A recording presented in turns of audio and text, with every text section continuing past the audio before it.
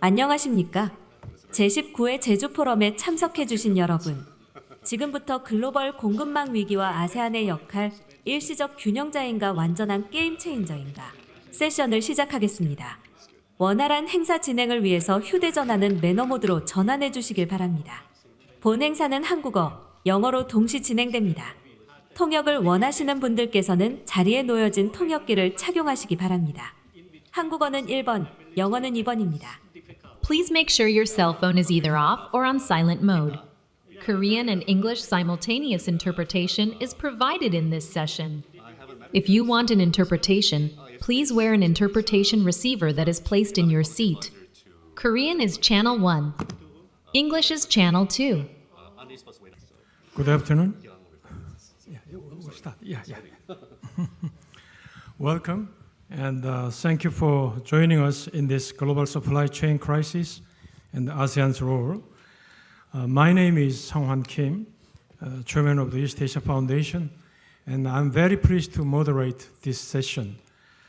As we are all aware, since pandemic, securing supply chain has become the central agenda and also has become one of the major elements of national security in many countries.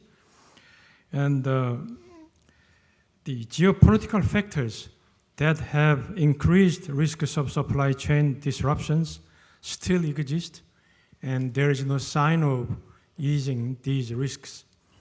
As you can see, US-China strategic competition is still being intensified, and the situation in Ukraine and in Gaza has not yet improved.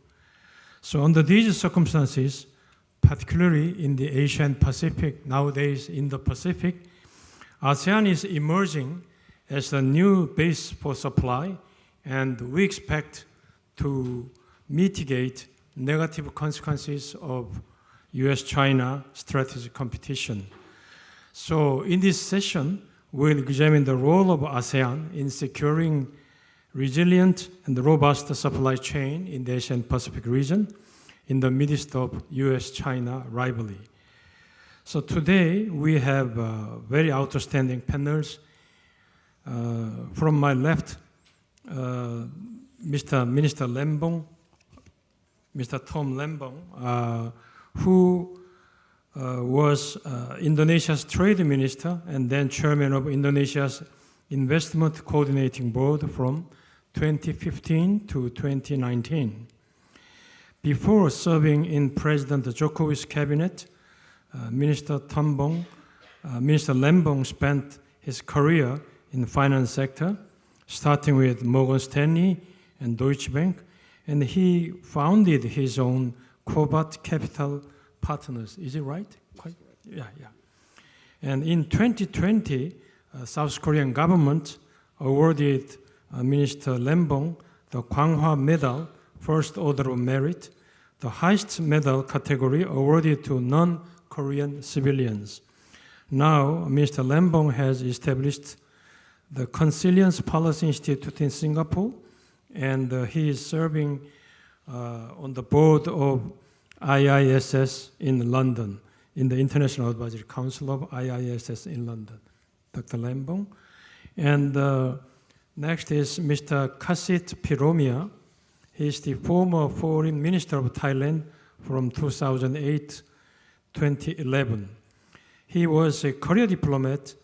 He served in Thai Foreign Ministry in 37 years, and he held several senior posts at the Ministry of Foreign Affairs of Thailand. And he was the Thai ambassador to Moscow, Jakarta, Berlin, Tokyo, and Washington, D.C. And after retirement from civil service, he joined politics, and he became a member of the Democratic Party of Thailand and served as foreign minister from 2008-2011. Now he is a member of several regional non-government organizations such as Democracy and Human Rights and APLN, Non-Proliferation and Disarmament, and SCAC Group. This is Alternative Democrat ASEAN.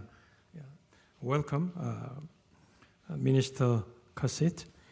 And then former Deputy Minister of Vietnam, Pham Quang Vinh. He was ambassador in the United States, and he also served in the Vietnamese Foreign Ministry for 38 years until retirement in 28, focusing on multilateral diplomacy and relations with Southeast Asia and the United States. As I said, he served as Vietnam's 5th ambassador to the United States from 2014 to 2018. And he was accorded Vietnam's highest diplomatic rank as a senior ambassador. And after retirement, he served as a senior advisor at the Diplomatic Academy of Vietnam and the Center for Strategic Study and Development. Welcome. And lastly, but not the least, Mr. Albert Lin Neumann. He was former managing director of American Chamber of Commerce in Indonesia. Before he joined this AmCham in Indonesia, he was a well-known writer, editor, and communications consultant in Asia for over 30 years. He was executive editor of Hong Kong Standard, and also he was chief editor of the Jungang Daily newspaper in Seoul, and he was founding editor of the award-winning Jakarta Globe Daily newspaper. In short, he lived more than 20 years in Southeast Asian countries and also in Korea as well. And welcome, Lin. So as I said, as I introduced, now we have 4 distinguished panels, and please give a big hand to them. In this session, we'll hear statement from Minister Lembong and Minister Kasit and Ambassador Bean. And then after we're hearing statements from them, Mr. Neumann will make comments, and he can freely make questions to them as well during your comments. So now I'll give the floor to Minister Lembong. So the floor is yours. Thank you so much, Mr. Kim. And let me start by expressing my sincere thanks to East Asia Foundation and to Jeju Forum and my dear friend Lin Newman for getting me invited to this year's forum. It's a great honor and a great pleasure. In 12 or 13 years, traveling to Korea 2-3 times a year, never been able to make it to Jeju Island. So first time ever to Jeju, so very pleased to be here. So I wanted to put some numbers for us to get a sense for the magnitude of the shift in the global supply chains into ASEAN. Starting with some numbers which I apologize, I actually forgot to, not yet. Not this one yet. I actually forgot to ask my team to put these numbers into a slide, so I just convey them to you verbally, which is, I asked my team to look at the period between 2017 and 2021, which is 5 years after President Trump effectively launched a trade war against China, right? And this covers 2 years of the COVID-19 pandemic, of course. During this period, China's merchandise trade with the US expanded only by 3%. So basically, Washington's trade war, Trump's trade war against China, succeeded in capping the amount of merchandise trade between the two countries. Now, in the meantime, China's trade with ASEAN actually doubled, right? Grew by 99% over 5 years, that 5-year period, after the commencement of the US-China trade war. And ASEAN's merchandise trade with the US surged by 50%, right, over that same period. So China-US grew by only 3%, over 5 years. China ASEAN by 100% almost, right? ASEAN US by about 50%. So it shows how much trade rerouted actually through ASEAN because investment also rerouted into ASEAN, production rerouted into ASEAN, right? And actually Korean companies were major players in this rerouting, right? In the famous ASEAN plus one or China plus one or China plus two, right, strategy. A lot of the people not relocating necessarily, but adding incremental capacity outside China are Korean companies like LG or Lotte, right, who have massive manufacturing presence in China, right? They're actually now adding capacity in ASEAN. Now, I wanted to highlight a couple of key global supply chain issues. One is semiconductors, right? I think highly salient today, both because of the hype around AI, right? And machine learning, which I believe will have a transformational impact across society and across economies here. But this AI runs on chips, right? So the hardware base for this AI is the semiconductors and the chips. And secondly, also because of the dual use nature of semiconductors, right? So basically, these are critical inputs for civilian use, of course, but they're also critical inputs for weaponry, for military use, right? So I think any discussion around global supply chains these days would not be complete without some discussion about the supply chains of semiconductors, right? Just a small tidbit here on the civilian side. Apparently, a typical middle-class car today has 10 times as many chips as 10 years ago. And that same typical middle-class car is expected to have 10 times as many chips, again, 10 years from now, compared to today. Right? So over a 20-year period, a typical consumer car will have increased its chip content, its semiconductor content by 100-fold, right? If you can imagine. So now we'll put some numbers on screen. If you can go to the first slide. This is the share of global semiconductor device exports by region, right? And really what I want to point out here is that ASEAN actually plays a significant role at around 20%, right? Globally in the press, when we talk about semiconductor supply chains, it's always Taiwan. It's always Taiwan. It's always Korea with Samsung Electronics, SK Hynix, even talk about Japan and the Netherlands, right? Major vendors of semiconductor manufacturing equipment, right? But ASEAN is often overlooked, when in reality, it plays a major role in the global supply chain, global production chain for semiconductors.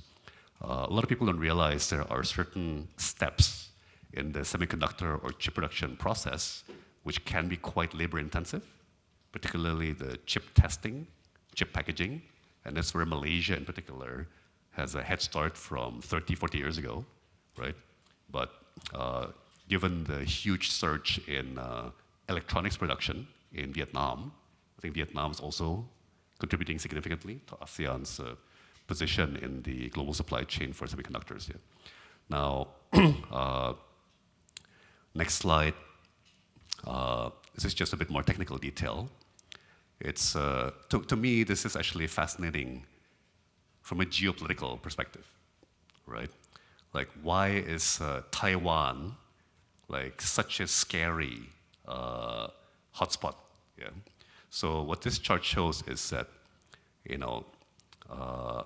Taiwan has 68% of the world's manufacturing capacity for advanced semiconductors, right? So what is typically classified as 10 nanometer and smaller, or circuitry. and 44% of the traditional or the previous generation of semiconductors, so above 10 nanometers. But Korea has about, as you can see here, about 11-12% of the advanced and about 6% of the traditional. China has only 8% of the advanced, like more than 30% of the traditional or the previous generation, the lower tech chips, right? And here's some of the names of some of the players. So that's one point I wanted to raise on our panel, number one. So the critical semiconductor supply chain runs through ASEAN, right? And in that manner, right? What's also interesting about this chart, this table, is that the end destination for a lot of these semiconductors and chips is actually the US, right? So the silicon might be manufactured in Taiwan and Korea, sent to Malaysia to be tested and packaged, and then assembled into motherboards before ending up in American products like iPhones, right? And iPads and other electronics. Or, for example, in American missiles or American anti-aircraft defense equipment and so on. Now, sorry for the slightly jarring pivot. After this semiconductor issue, the next point I wanted to emphasize, because I want to take advantage of this precious opportunity, right? When we talk about supply chains and trade, in the media, in the think tank world, we overwhelmingly actually talk about trade in goods, or what trade ministers call merchandise trade, right? Consciously or unconsciously, when we say about we talk about exports, imports, we're always talking about goods. Actually, I really want to take this opportunity to advocate for us to think a bit more about trade in services. Right? So service is actually just as important and just as job creating and just as related to national security and to military security as the physical goods. Yeah? And on the next slide, we have the next couple of slides, we have a couple of examples. So again, it's so, in my view, so underappreciated, right? So from 2012 until 2020, trade in goods in ASEAN actually grew only by 1.8% per year, right? Now, after the pandemic, with supply chain disruptions and with the rerouting of supply chains for ASEAN, right, it started growing 20% per year, our merchandise trade. But actually, if you look at trade in services, right, which is the next slide, during the same period, right, so 2012 to 2019, right before the pandemic, actually ASEAN's trade in services was growing by 6.4% per year, right? So, 3 to 4 times the growth in our trade in goods. Yeah. Now, post-pandemic, our services trade also grew, but because of all the e-commerce, people stuck at home shopping on Amazon for goods, electronics, right? The merchandise trade overtook services trade for a while. But I do believe actually this is a very overlooked issue, right? If you go to the next slide, it shows, sorry, let's skip to the next slide first here. This is what our services trade is composed of. Like, these are the components of our services trade, right? Understandably, it's dominated by transportation, right? ASEAN is a maritime region, and so cargo transport, among ourselves and into ASEAN and out of ASEAN is a big part of that trade services, but also telecommunications, financial services. To me, it's a bit surprising that intellectual property is as large as it is. At the same time, I think what this chart shows is that there's still so much room to grow. There's still so much upside, right? Like, even financial services is still a very small portion of our overall services trade. Like, we could be importing and exporting much more financial services among each other and from countries like Japan, from countries like US, or to countries like Japan, or to countries like US, or with Korea, and so on. Yeah. Now, if we go back one slide, right? This is shows the composition of FDI inflows into ASEAN by sector, goods versus services, right? Again, people don't realize that actually most of the FDI flows into ASEAN are actually into services, into things like banking,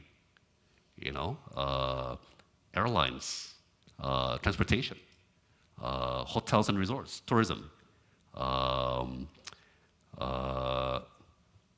e-commerce, the digital economy, and other services here. So again, politicians love to talk about factories. They love to come to ribbon cutting ceremonies to open new factories, right? A lot of the political rhetoric is about attracting factory investment. But again, I just want to make the strong case that we should not be neglecting services investment and services trade. And let me, I think, stop there for now. So those are my two contributions at the outset to stimulate our discussion. One is the critical importance of the semiconductor supply chain now and going forward. Again, given AI, given the military applications of chips, but also the next generation application of chips in automotive, in consumer appliances, and you name it. And secondly, just the importance of services. And by the way, the services are a supporting factor for the goods, right? Actually, Lynn and I, before this panel, were just chatting. Lynn pointed out to me, Malaysia just announced a big program, right? Focused on training software as chip designers, right? Chip designers, like chip services, right? That's an example where services actually critically support the viability of manufacturing goods, of the production itself. Let me stop there. Thank you. Yeah, thank you, Minister.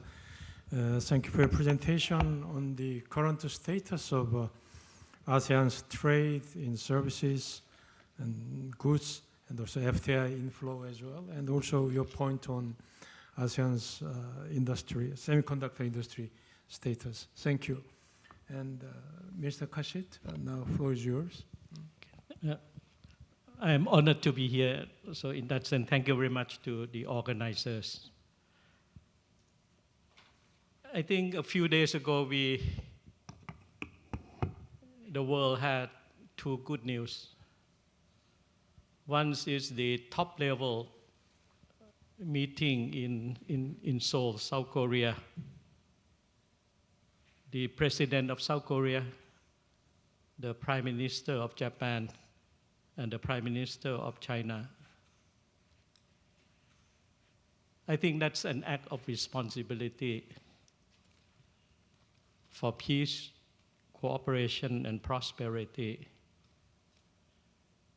through diplomacy and dialogue.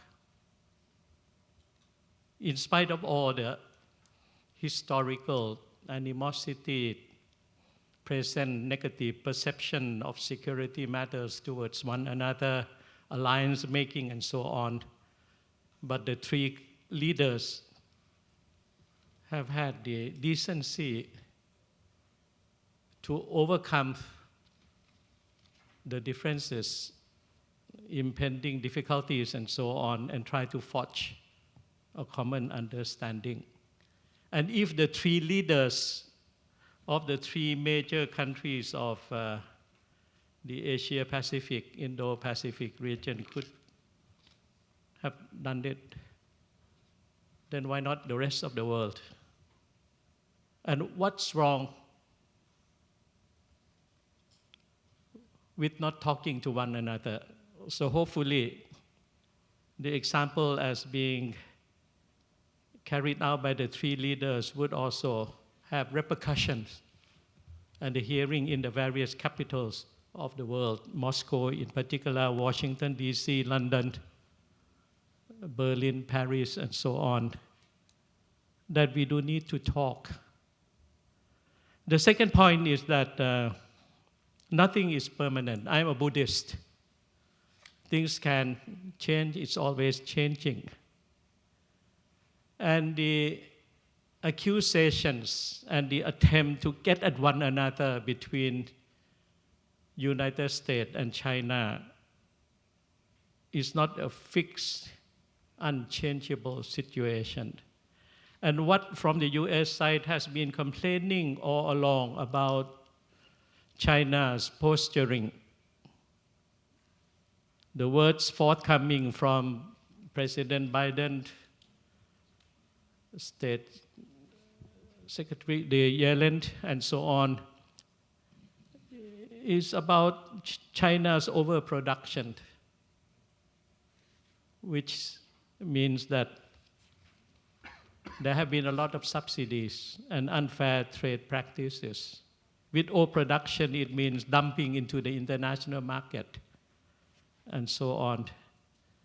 And to obtain knowledge and know-how, not through commercial transaction or joint research development activities, but through espionage system, and so on. That is not insurmountable for the Chinese leadership to be a bit more accommodative and flexible.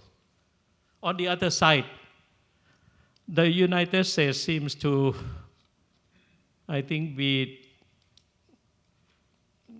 embedded with the notion that if there were to be a perceived crimes, there must be punishment.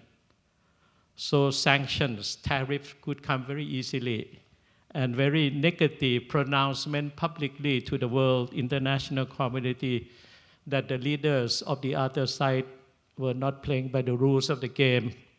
Very sort of personalized political attack and so on, which is not quite becoming of world global leaders and people with a lot of civilization in the background. So that's the first point that I just want to say. Then coming back to the issue of this negative effects on the global supply chain, I am not that pessimistic because I think globalization has become the name of the game. With the end of the Cold War, I think the world has become borderless, and most of the world has opted for market economy, or you want to call it capitalism, whatever it is. But it is a reflection of interdependency principle, as well as the principle of connectivity. And the world for the last 30 years has been enriched. Poverty reduction, more urbanized middle class, more traveling, people-to-people contact, and goodwill towards one another, and a sort of a common lifestyle that everyone would like to maintain and develop.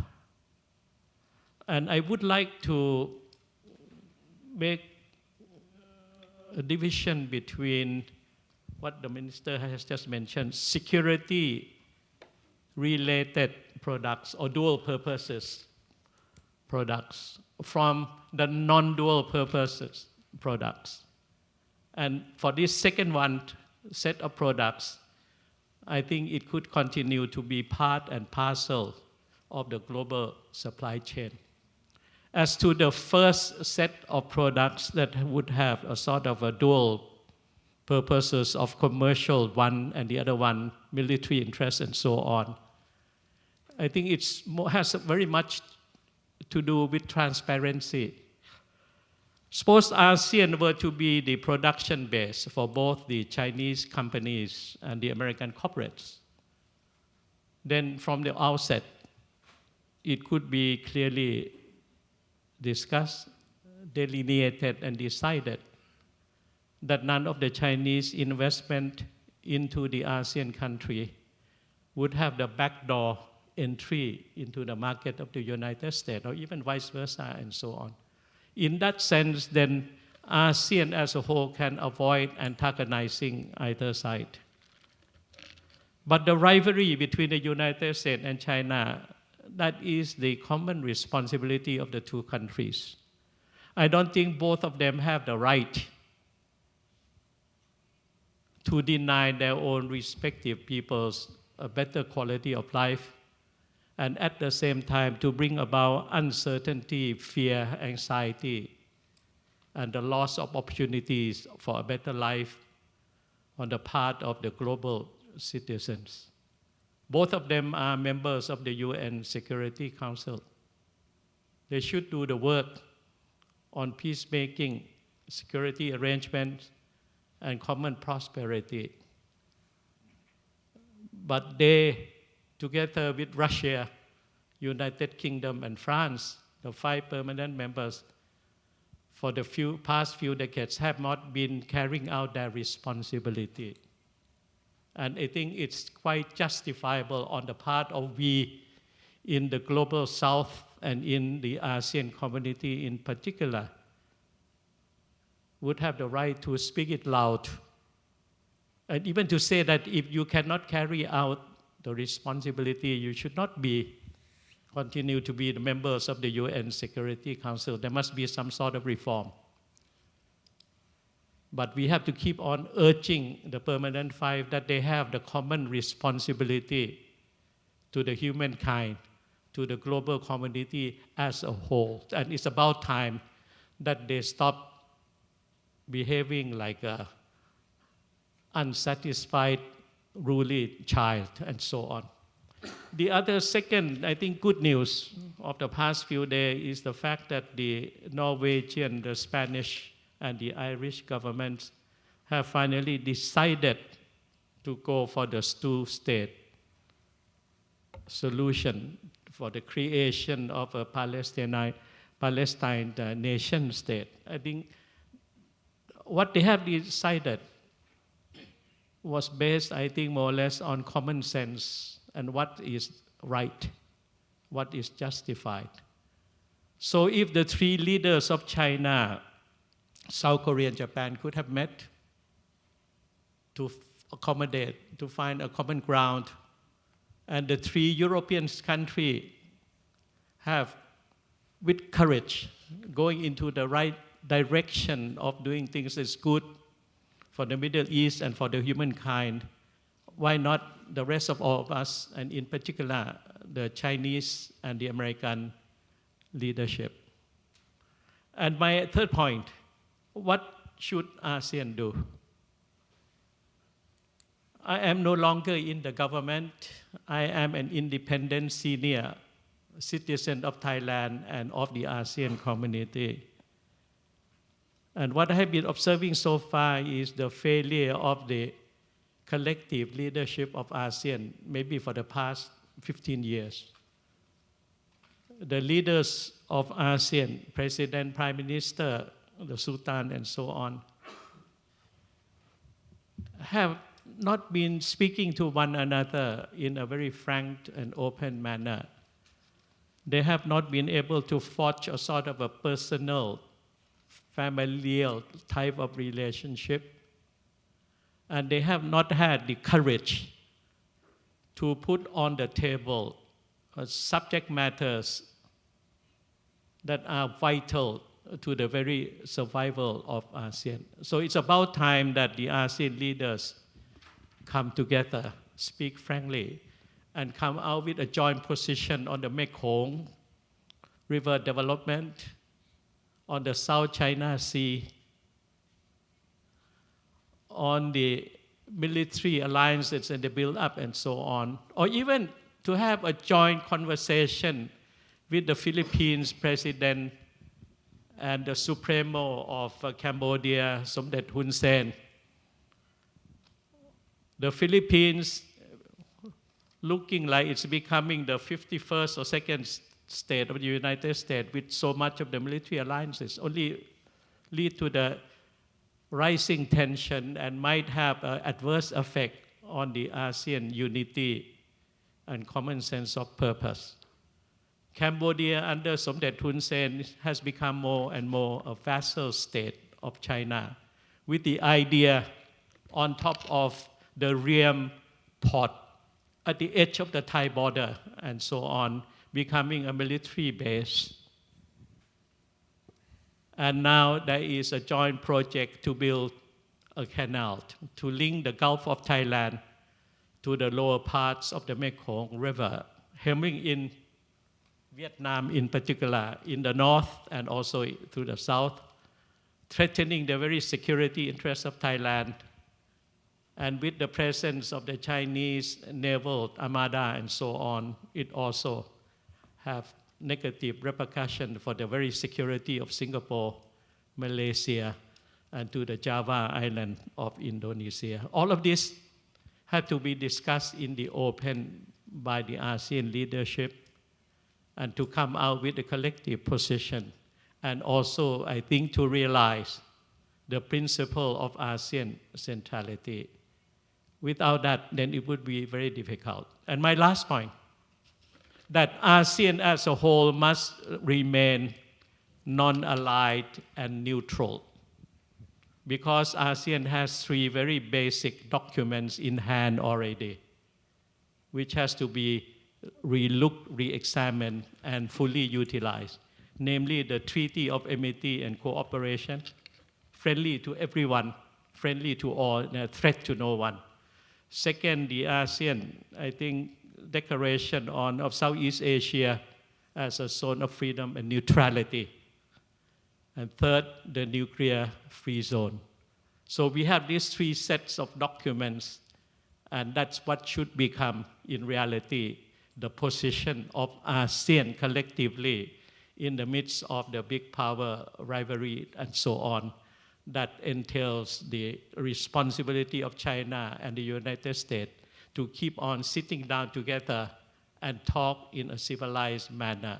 And for ASEAN to work with the global South to call for sense and sensibility and peace-speaking and so on. Thank you very much. ขอบคุณฮะ Thank you, Mr. Minister.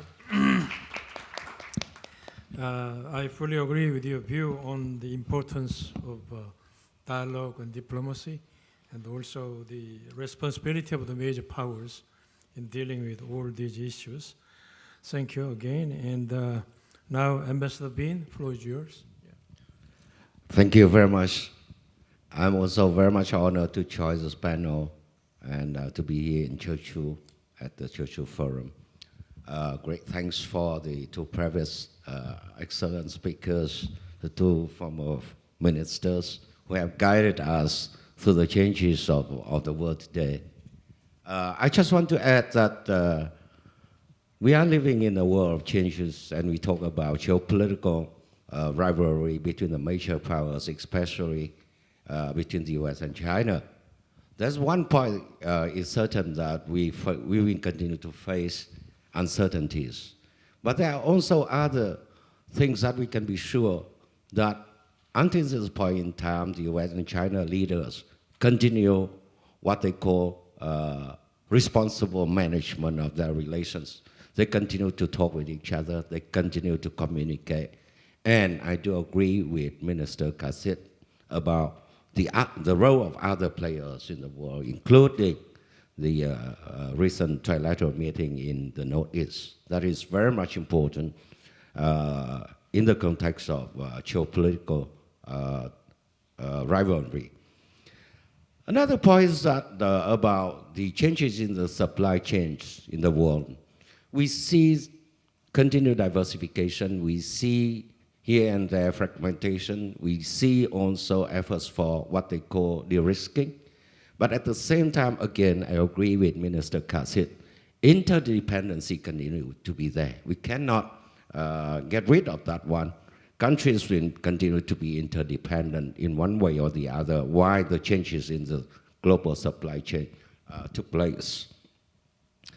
Now, second point is that for us, ASEAN is in this region of the world, which is the most dynamic region. That is also the focus of strategic rivalry of the US and China as well. But geopolitically, ASEAN has voiced what it calls not to take sides and try to have good relations with both. Though individual member states will have different level of what the private session called hedging. But at the same time, in economic terms, they not only want to have a good relations with both U.S. and China, but they are dependent on both U.S. and China as the economic partners. Some figures will show us, and I thank Mr. Tom for the bigger picture of the economic relations, especially between the major powers and how the movements is changing around.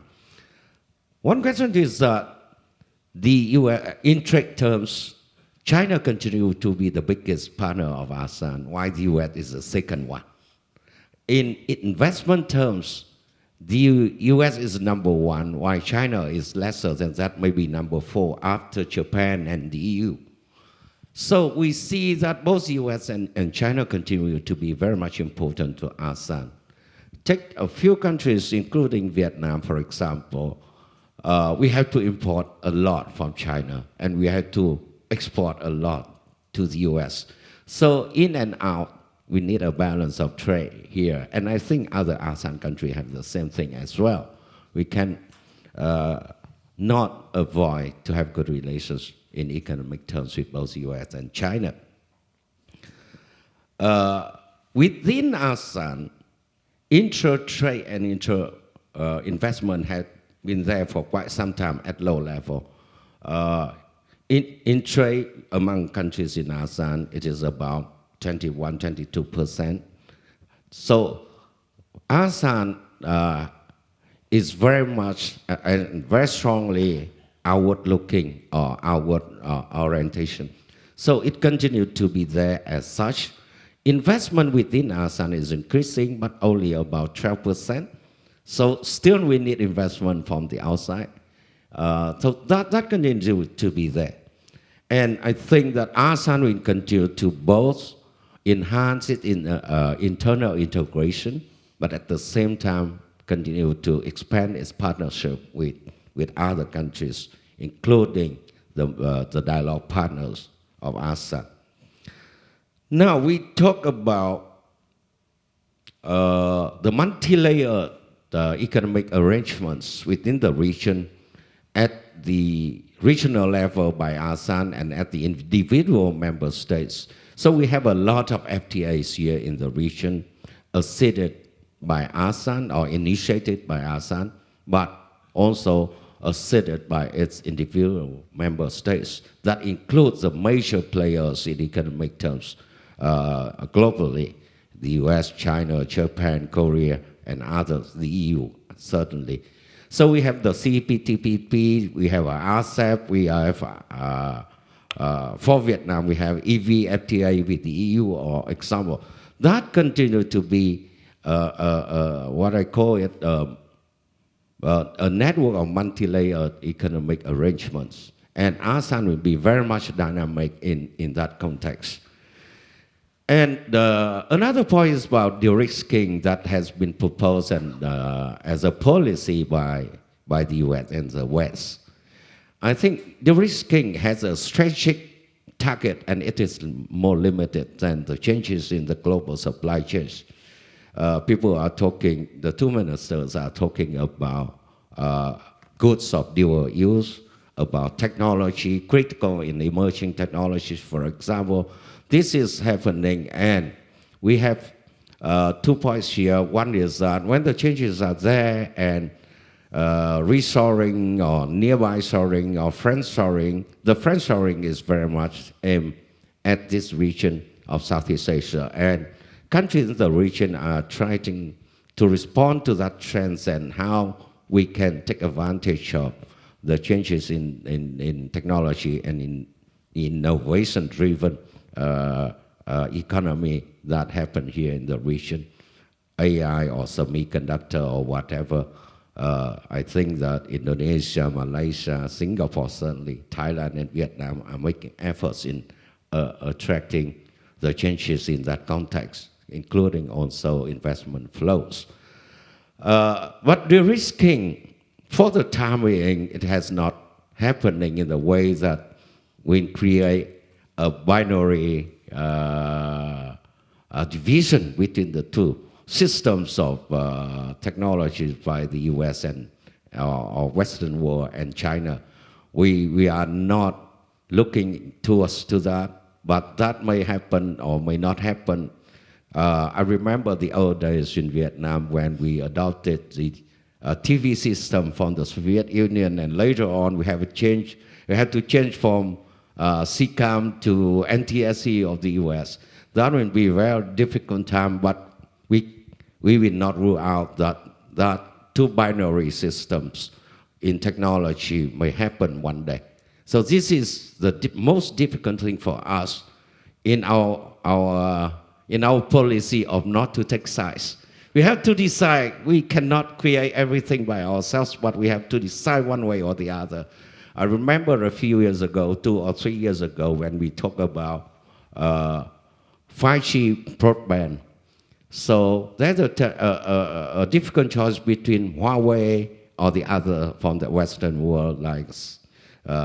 So it's very much difficult. Certainly, when we talk about technology, we talk about the whole ecosystem of that technology as well, not only that the technologies that we need to import.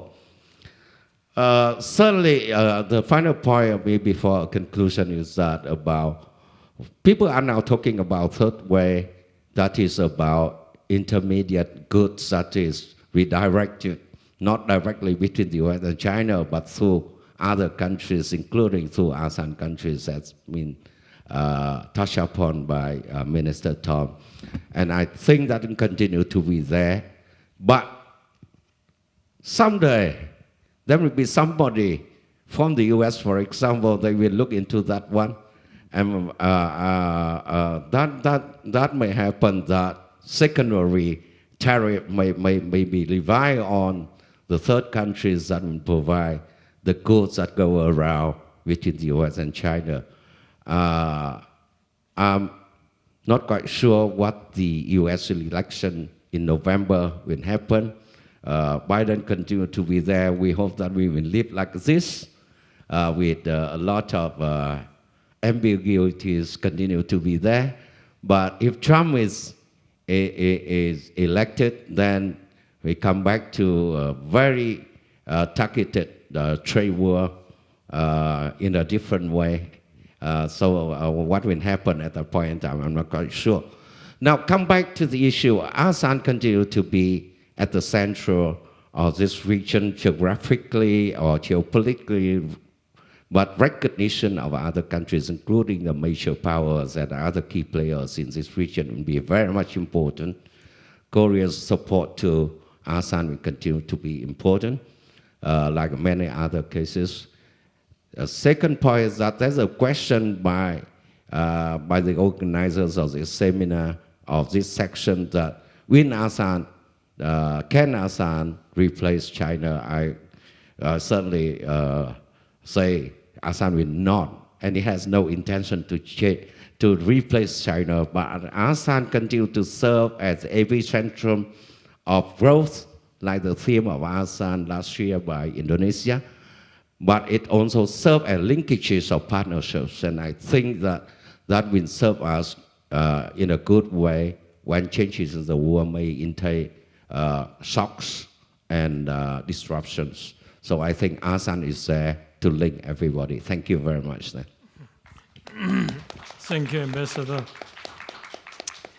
You mentioned the importance of managing the competition between the two powers, and also we understand, and we don't expect ASEAN will replace China, but anyhow, we expect to mitigate some negative consequences of that competition. But thank you. I will continue our discussion later. And now we have heard a presentation by 3 former ministers and ambassador. And I will ask Neumann to make some comments, because he was a former very renowned journalist. As a journalist, he can make some comments on the presentation, and or if you need, you can make some questions to each presenter. I will give 10 minutes to you, Mr. Neumann. Is it okay? 10 minutes is okay? It's plenty. Yeah, okay. I used to be in radio. 10 minutes is an eternity. I used to have to speak in 30-second sound bites. So It's easy. I see a few common threads in the presentations. Let me start at the end, in a sense, with Ambassador Pham. I share your concern about the possibility, which seems growing more every day, that Donald Trump will be the next president of the United States. I think as a citizen of the world and a longtime resident of Asia, I now live in Europe, I think this is something much to be feared because it will be disruptive in a major way. But I'm not here to talk about American politics, but I think that's the real wild card in the room in some ways. Getting to some of the comments made here, I'm struck by, as always, Tom's very thorough look at the numbers and the, especially on semiconductors, the potential, and also the slide that he showed that demonstrated that the top producers of chips are Taiwan, the USA, China, and Korea, and then China, the top producers of semiconductors. We didn't talk about what would happen if something were to go wrong disastrously between China and Taiwan, but certainly this statistic and Taiwan's dominance in semiconductors, although China is trying to catch up, this is something that is very sobering and concerning for all of us. And I take that away as a warning sign in Tom's presentation. I'm also struck again, you know, in all of the presentations about how important the ASEAN trade is and how large it is. But on the other hand, there's a kind of a disappointment I feel about ASEAN trade. A few years ago, I was asked by the ASEAN Secretariat to write a book on the ASEAN economic community. And I wrote a small booklet about this. And the promise of the ASEAN economic community was that we would have seamless trade within the 10 countries, we would have much more growth than we've seen, and that this would be realized as something of a, not a model necessarily to follow the EU, but certainly something that would knit countries closer together and knit trade closer together. It is my impression that this has not really happened to the extent that it was envisioned. It was a very powerful idea. Unfortunately, it's not talked about much anymore. And I was reminded of this in the comments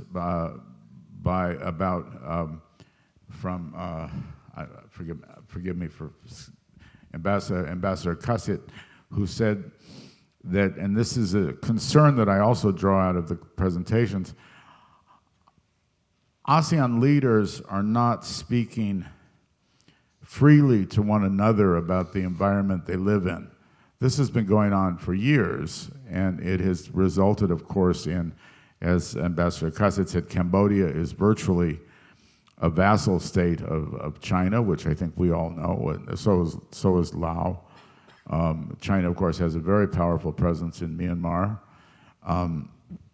And the United States alliance with the Philippines grows stronger by the day, and also is a destabilizing element. Now, all of this, of course, is a reaction to China's growing assertiveness, as they like to call it, in the South China Sea, and other problems that grow from that, the Mekong region, the problem of the Mekong region, and how to handle that in a fair and balanced way. I know that this is speaking not as a diplomat, but as a journalist, and unfortunately as an American. I see this as a flaw in the consensus model of ASEAN. I think some mechanism has to be found whereby ASEAN leaders can disagree with one another on matters of principle without destroying what is a very important association. As someone who's lived in ASEAN off and on since about 1977, not always covering ASEAN, but I even worked for ASEAN briefly. I know a little bit about how it functions, and I think that there really does need to be a rethink about how to handle some of these very challenging dynamics, such as the U.S. Seeking a greater military presence, and China asserting itself on this 9-dash line, which nobody wants. Well, everybody wants to talk about, but nobody seems able to do anything about it. It's, as an outsider, not a diplomat, I find this frustrating. It's been interesting to me for many years that I lived in Indonesia for 16 years. The first time anyone wrote publicly, in other words, in the popular media, about the 9-dash line and its encroachment into Riau in Indonesia, the first time anyone wrote about this publicly was when General Muldoko, who's now the chief of staff of President Jokowi, was then the chief of the armed forces. He wrote an op-ed in the Wall Street Journal and raising alarm about this. This was 10 years ago, and it really upset the foreign ministry. I thought the foreign ministry, instead of trying to keep this quiet and let's all be friends, has to address this. And I think it worries me that should this become a flashpoint, all of our talk about common growth and cooperation and de-risking, et cetera, could go for naught. So I strongly support Ambassador Kasit's discussion about the need to talk forcefully to one another and freely, and not be afraid to address some of these issues. There aren't very many forums in which somebody like me would get a chance to say that, but it's been on my mind for a few years, so I'll take the opportunity. I see positive signs in what Ambassador Pham said about the changes in the supply chain, and that the interdependency continues, and that ASEAN, because it depends both on the US and China, and Ambassador Kasit touched on this as well, ASEAN can benefit by being outside of the direct competition between the US and China, and serve as a kind of neutral platform both for development and trade and manufacturing. It does fear me, as you mentioned, I would be afraid that somebody in the United States might say, hey, wait a minute, that's really Chinese. We better slap a 40% tariff on it.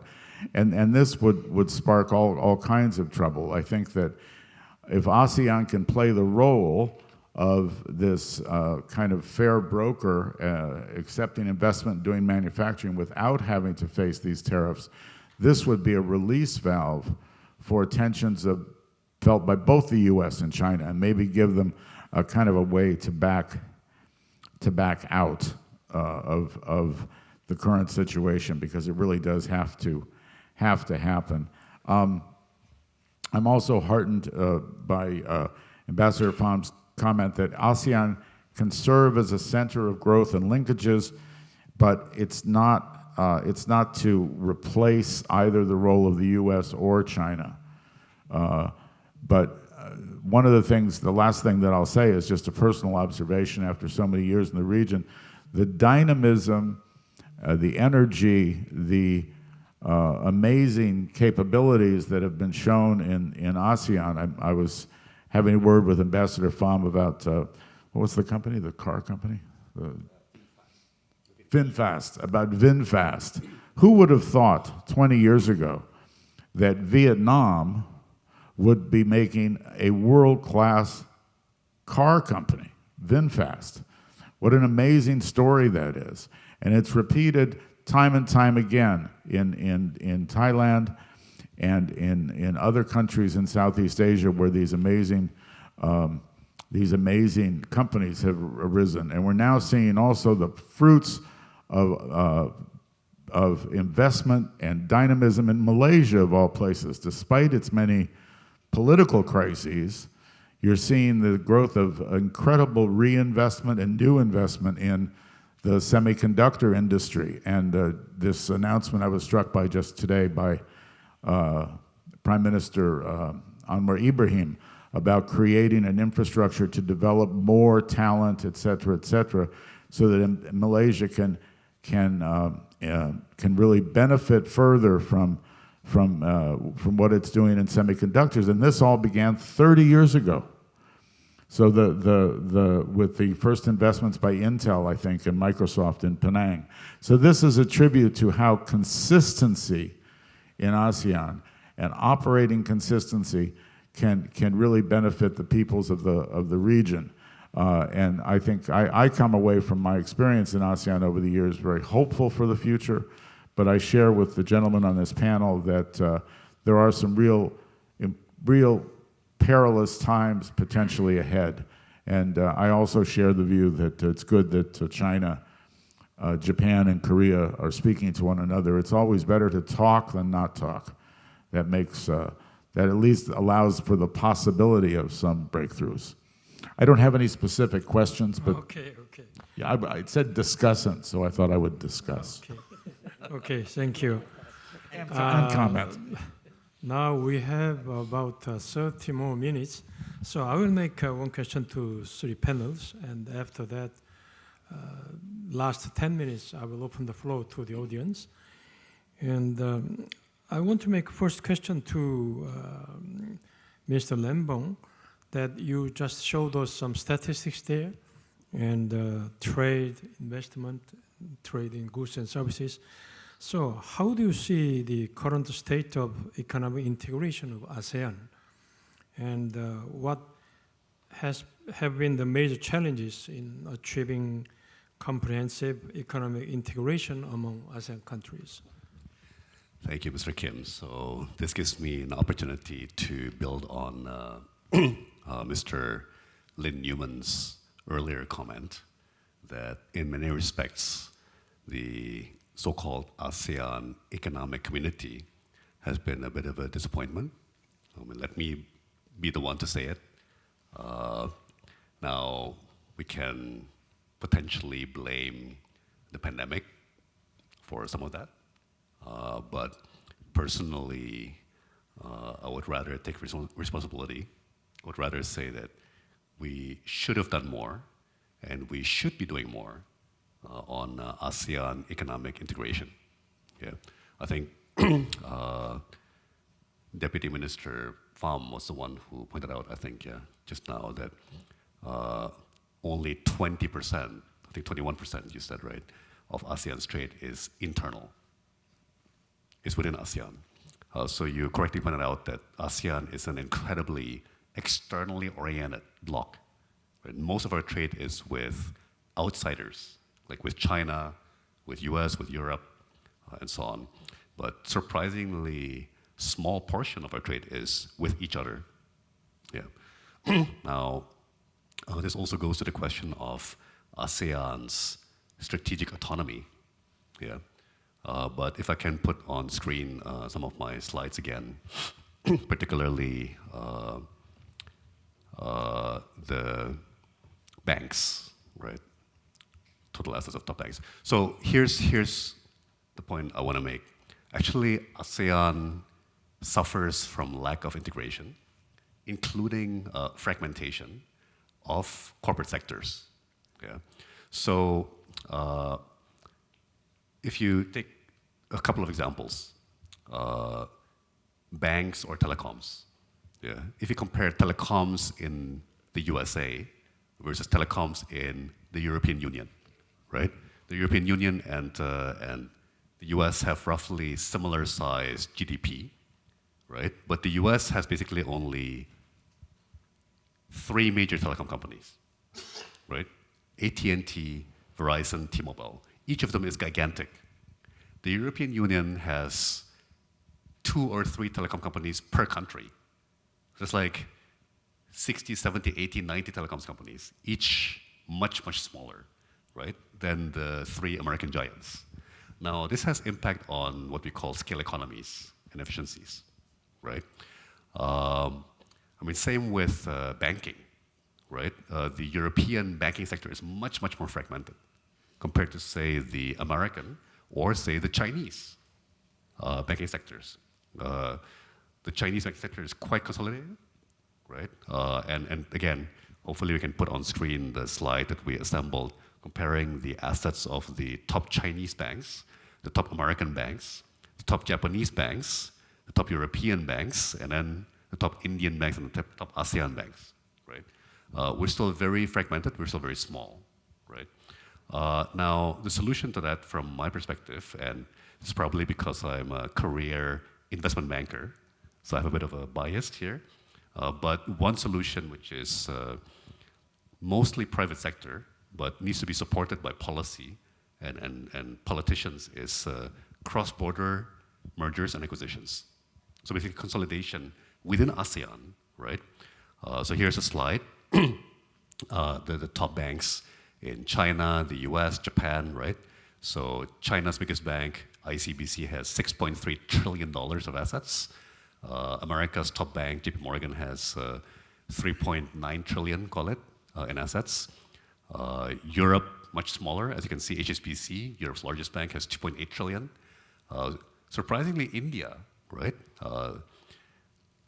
On a purchasing power parity adjusted basis, supposedly the fourth or fifth largest economy in the world today, right? Its largest bank, State Bank of India, is also quite small, right? $780 billion in total assets. But ASEAN banks are even smaller, right? The biggest bank in ASEAN, DBS Bank, Singapore, 560 billion, right? Now, there's some positive developments. There's M&A already ongoing and has been ongoing for the last couple of decades. For example, maybe about 15, 20 years ago, Telekom Malaysia acquired XL Komindo in Indonesia. So the number one telco in Malaysia acquired the number 3 telco in Malaysia, right? Now Telekom Malaysia is called Axiata, and XL Komindo has been rebranded as Axiata Indonesia, right?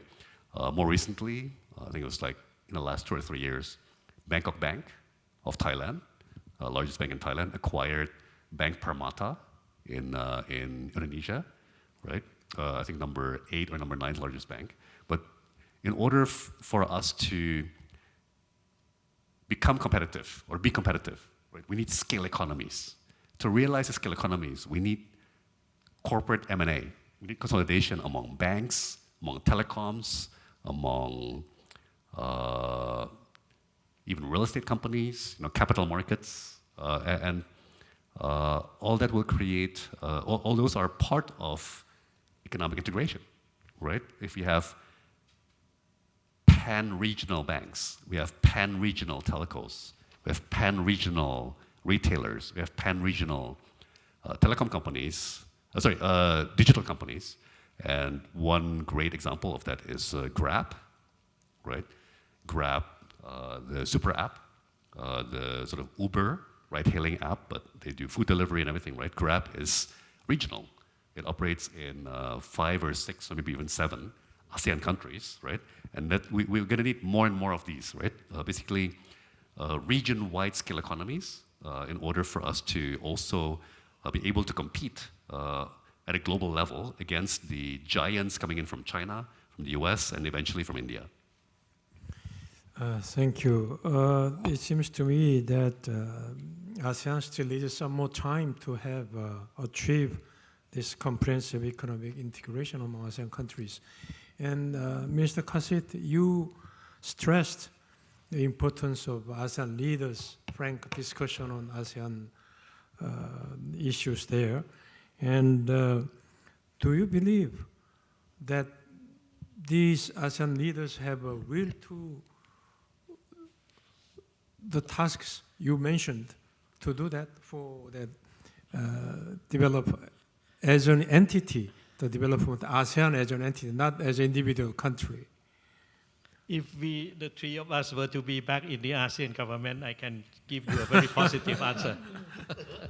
No, let me say this to demonstrate in the past that when we were together, were able to be together as ASEAN leaders in the capacity of President, Prime Minister, or at the Foreign Minister or at the Trade Minister level. The first point is that we were able to produce ASEAN free trade arrangement in the early 1990s. Second, we were able to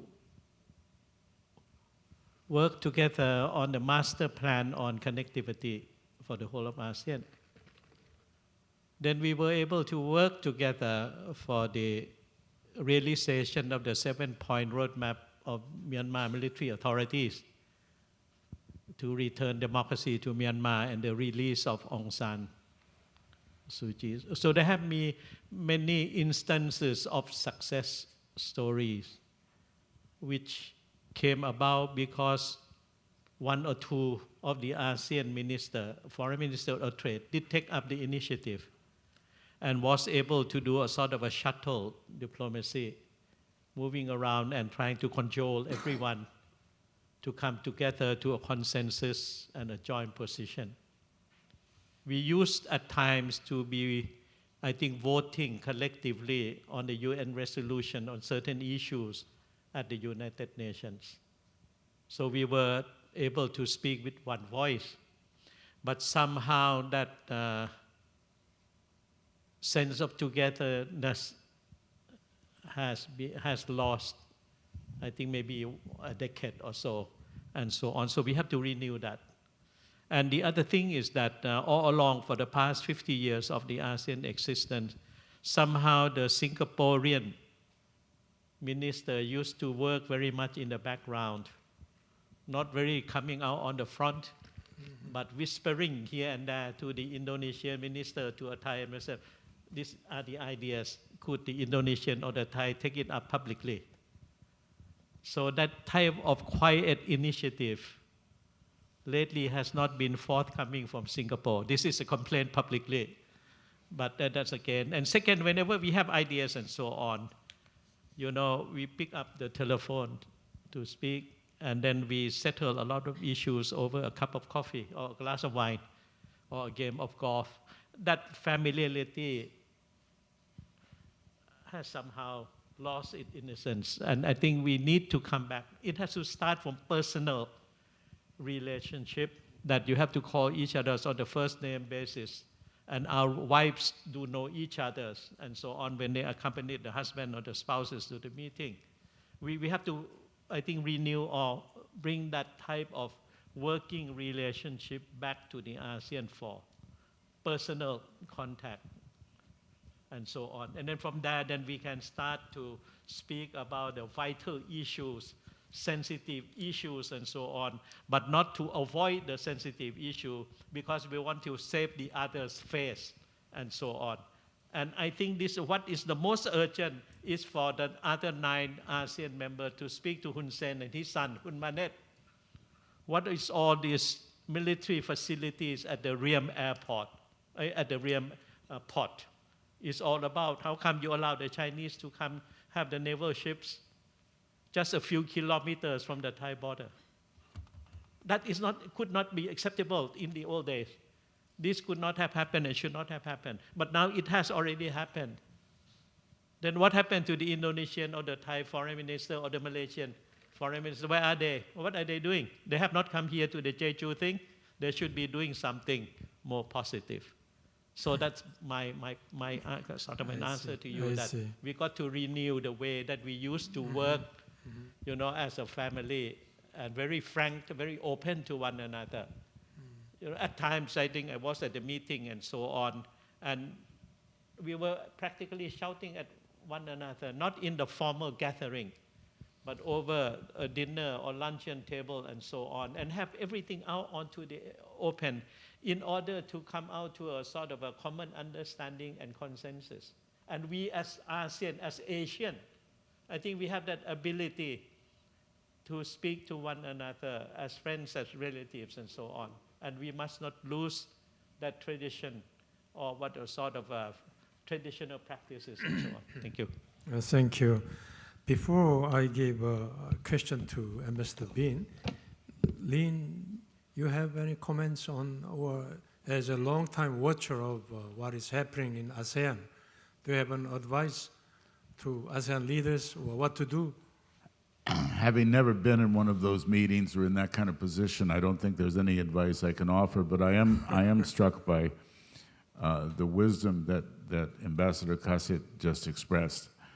ASEAN itself, of course, has its roots in relationships between the big leaders, the big post-colonial leaders of that era, from the Philippines, from Thailand, from Malaysia, from Indonesia and Singapore. that's where ASEAN was born in those kinds of discussions, is my understanding from the history books. So what I'm wondering is, Ambassador Cossett, how do you get back to those kinds of relationships? Because we don't have it at the moment. And I observed that in Indonesia, which I know most recently, the foreign minister does not see eye to eye with those members of the government who might speak forcefully on these issues. But then on the other hand, she also doesn't fix it, right? We were all, I think, quite disappointed in Indonesia's inability to make much substantial progress on the Myanmar situation, for example, despite saying when it was in the chair that this was an important issue. Do you have any insights into how practically you can get back to those kinds of conversations? And is it economic competition between the countries that keeps this from happening, or is it just personalities? Is there no great leader left in ASEAN who can bring people together? When during the early days of the formation of ASEAN, at least we have a very prominent Thai foreign minister, Dr. Thanat Korman, and he took the initiative of moving around and talking to the Indonesian leaders, Malaysian leaders in particular, and so on, about the formation of ASEAN. So you need a leader. And then in the course of I think at the height of the Cold War, the Vietnam War, and all of this and so on, the prominent foreign minister on the ASEAN side was Ali Alatas. And then at that time, I was relatively a young diplomat. But somehow I felt that as a young diplomat, Ali Alatas was very approachable. So were most of the ASEAN foreign ministers. We as a young diplomat at the age of 30, 35, 40, and so on, we did not see the gap or the fact that they were behaving like the Rajas, the princeling, and so on. They were down to earth. And there was, I think, clarity of the mind, ability to communicate, not only to the world, but to the young diplomats of all the ASEAN countries, of the 5, then 6 with Brunei, and finally with the 9. And second is, it has always been, I think, by tradition, whatever the initiative forthcoming from Singapore, Malaysia, or Thailand, at the end of the day, the decision and the leadership belongs to Indonesia. And until, I think, Mati, and before that, Bob Hassan, and so on, excellent foreign minister, very approachable, and so on. The present lady minister, sorry to say this undiplomatically, she was not sort of a type of outgoing. And I don't think she was on the top echelon of the Indonesian foreign minister. Her last posting was as Indonesian ambassador to The Hague in the Netherlands. And then she was picked up to become foreign minister. But at that time, inside the Indonesian foreign ministry, there were many able ones. And somehow she doesn't have the soft Asian woman-like personality of chit-chat. So she was a bit aloof. So the leadership of ASEAN, especially when Indonesia was in the chair of ASEAN a year ago, was not here and there. In spite of the fact that Indonesia, the chair, the G20, and so on. Sorry to interrupt. We have just 12 minutes now. Just a quick. Just a quick one. So I share Lynn Newman's sense of being very emotionally moved by Minister Kassett's recalling that earlier era of personal friendships, right? Like playing golf together between the foreign ministers, and the wives know each other, and that level of trust, so they can scream at each other in private, but then address sensitive but critical issues, right? So I think that all started falling apart because of the rise of populist leaders, maybe 10 years ago. Either populist leaders or a military coup in Thailand, in Indonesia, in Philippines, right? So I mean, I would say that President Duterte was a populist leader. President Jokowi is a populist leader, and they're much less technocratic than their predecessors. Like even President Yudhoyono, right, who's arguably less dynamic on the economy than President Jokowi, was more sort of technocratic. Right? It was more, worldly. I think Thailand had spells of technocratic government, right?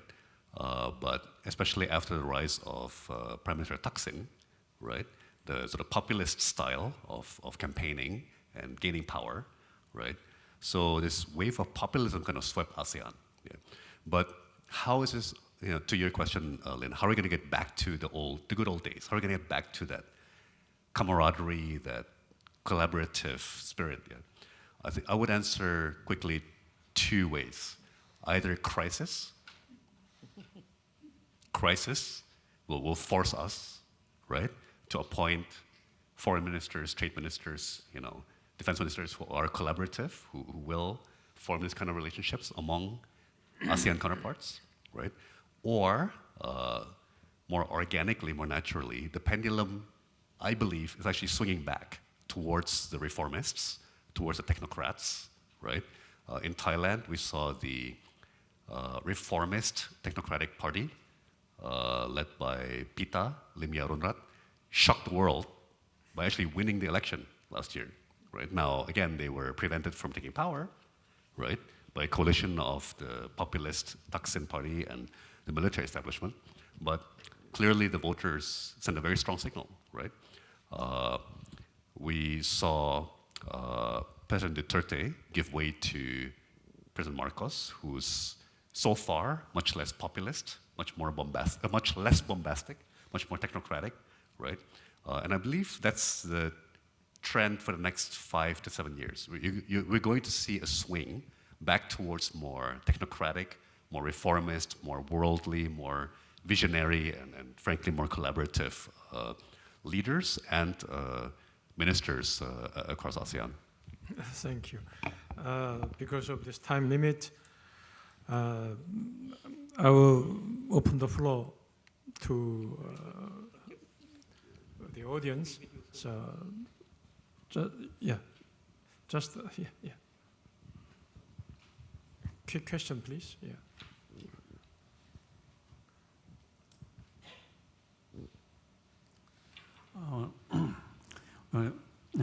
Thank you very much for the diverse viewpoints. Maybe one of the panel members might respond to my question. South Korea and, for that matter, entire ASEAN members do not want to be forced to choose either US or China in the trade and foreign direct investment connectivity. However, the US has set the very arbitrary demarcation line between security-sensitive semiconductor and common use semiconductor. It's very unilateral, the enforcement and the notification. South Korea ended up victimized in facilitating the export of high-end or mid-end semiconductor facilities to China. So I thought this maybe middle powers, ASEAN plus South Korea, can be united to register our concerns of the unilateral decisions by the U.S. And in return, for example, China now declared that it will pursue its own self-sufficiency in semiconductor business with massive injection of the subsidy. So under this background, what the South Korea ASEAN can do about it to ensure that the middle level or the semiconductor trade can take place without any external constraint. So I want to hear your voice. Who want to give this? Mr. Kassit? I grew up and having been able to work with the US side as a young diplomat and so on. But if you look back at the faces of the former president of United States, maybe from John F. Kennedy and so on, Johnson and so on, right up to Obama, there was the possibility of conversation. And I did have, as a foreign minister, many occasions to have had a bilateral one-to-one intensive discussion with Hillary Clinton. And as ambassador to Washington, access to General Powell was not a difficulty, or even the people at the White House and so on, NSC. It's only with the Trump entry. And I don't know what happened to the able technocrats inside Washington, D.C., at the State Department, at the Pentagon, at all the think tanks and so on, CSIS, and all of this, and Heritage Foundation. It just happened that maybe this is an aberration, something quite abnormal in the United States, but that has not been the case. And even one were to go to the Congress, the various subcommittees, committees, and so on, the staffers were able people, and you could have always did, I think, substantive conversation with members of the Congress and with the senators and so on. Maybe since the year 2016, that have one, I think, somewhat lost with the entry of Trump. But I think it's incumbent upon all of us in our various capitals and collectively at the various meetings, whether the ASEAN dialogue at APEC and all of this, to try to speak with one voice, ASEAN plus with South Korea, Japan, and so on, to speak straight to the United States at all levels, Assistant Secretary right up to the White House and so on. I think we must not shy away from speaking our minds, and we cannot take, I think, the misbehavior of the US president as a fait accompli or granted. Thank you. If I may add to that, like how do we get to speaking with one voice, right? So my most recent political role was as Chief Economic Policy Advisor to ex-Jakarta Governor Anies Baswedan as he was running for president in a recent presidential election. And one foreign policy concept that we promoted during our campaign is what we call values-based policy, rather than transactional-based policy, right? So one problem with populist leaders and dictatorial leaders is they're very competitive. Like they see things as a competition. They want Indonesia to compete against Malaysia. They want Indonesia to compete against Thailand. They want Indonesia to compete against Vietnam, right? Like they see things very competitively. Technocrats, we don't see it that way. We see much more possibility and potential in synergy, in collaboration, right? But again, competitive mindset leads to transactional policy, right? Like, okay, I'll give you this if you give me that, right? And I think if you take a step back, Governor Anies and I believe we have to go back to the era of values-based policy, right? And what I explain to the public is that if we pursue values-based policy, we will agree with Washington 70% of the time and disagree maybe 30% of the time. We'll agree with China 70% of the time, we'll disagree with China 30% of the time. But number one, we'll be consistent. We'll be very consistent. Number two, it's not personal. It's not personal. It's completely based on values and based on reason and rational logic, right? It's not ideological or personal.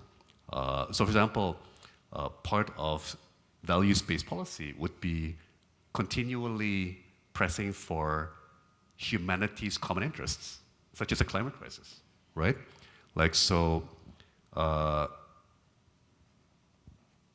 consistently and passionately pushing for humanity's common interests, like climate crisis, plastics pollution, like microplastics pollution, antibiotic resistance, right, pandemic risks, and so on, and all the things we need to address together, right? Hopefully we'll get us out of the petty disputes, like all the little things, like, oh, this is dual use, oh, it's not dual use. Yes, it is, no, it's not. Yes, it is, no, it's not. You know, we need to not get trapped in all these petty little technical issues. We need to collectively, right, get everyone to step back and see the bigger picture, right, and collectively work towards common purposes and common interests. Thank you. Thank you. We have just 1 minute. Is there any more question from the audience? Well, then I will make a final question to Ambassador Bean. Back to our supply chain issue and foreign investment. Do you believe ASEAN countries are doing proper actions to attract foreign investment from abroad? Just a quick question, I mean quick answer for that. Actually, we have to think of ASEAN as both a grouping and also individual countries in Southeast Asia. So most of the countries in Southeast Asia are very much directed at attracting foreign investments, and they try to create business environment in their own country, which is more favorable for, number one, trade and investment. Point number two, about the what they call the new economic trends of digital transformation or green transition. So all these ones have been happening in every ASEAN country. And as a grouping, when they are now talking about how ASEAN can provide a more favorable environment for businesses and investment, I think two ways. Point number one is about regional arrangements, including how we are deepening ourselves in our integration, internal integration. We are talking about digital economy now, green economy now. Before we talk more about tariff reduction, but now non-tariff barriers are being talked about. But certainly it's a long way for us to go deep further into our integration. What I might call as vertical integration in ASEAN need to be done more by ASEAN countries, especially in upgrading our part in the global value chain. That is very much important. Point number two, we need to be together.